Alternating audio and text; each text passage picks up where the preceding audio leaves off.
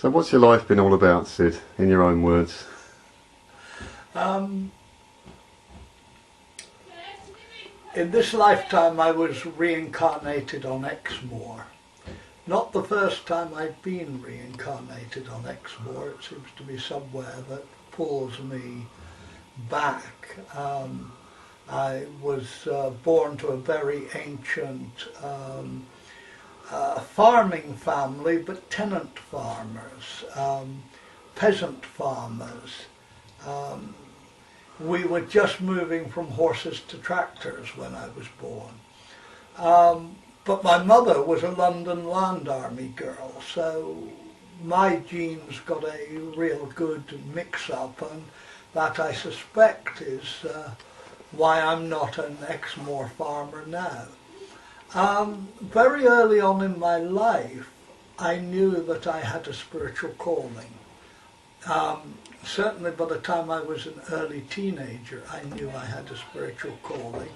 And I had direct contact with God. I could speak with God. That was no problem for me at all.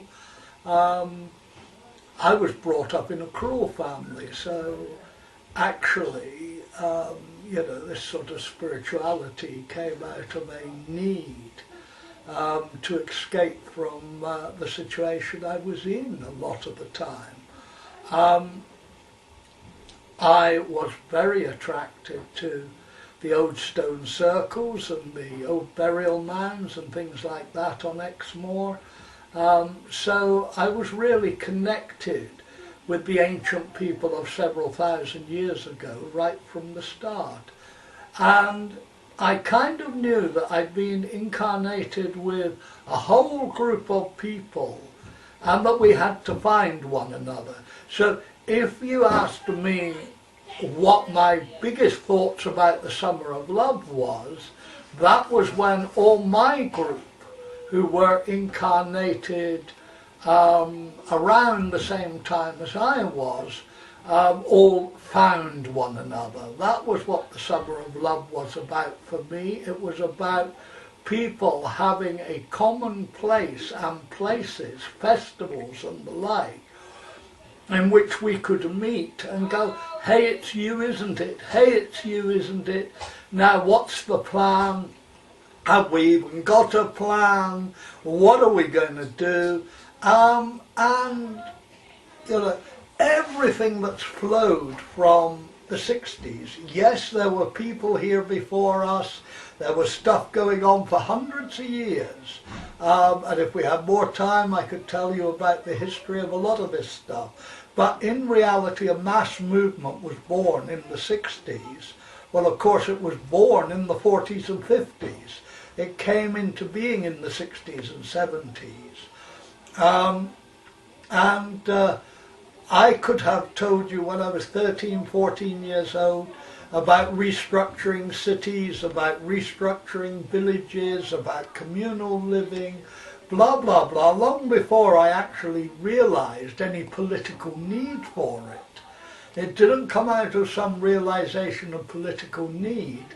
It came out of some plan that was in my head that I'd obviously brought or was channeling from somewhere else. Now, I also believe the channeler is responsible for what they channel, so I won't let people get away with going, oh, I'm channeling this or I'm channeling that. If you're doing that, you're responsible for it. So, for me, by the time I met up, and I was slightly older than an awful lot of hippies, I've always said that at 21 I was the grandfather of a movement. I'm far, far too young to be that grandfather. But that was the way it had to be, so that's what we had.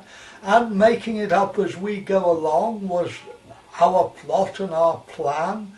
And people came from all over the world and told us all sorts of stuff, and we took some of it on board and some of it we didn't.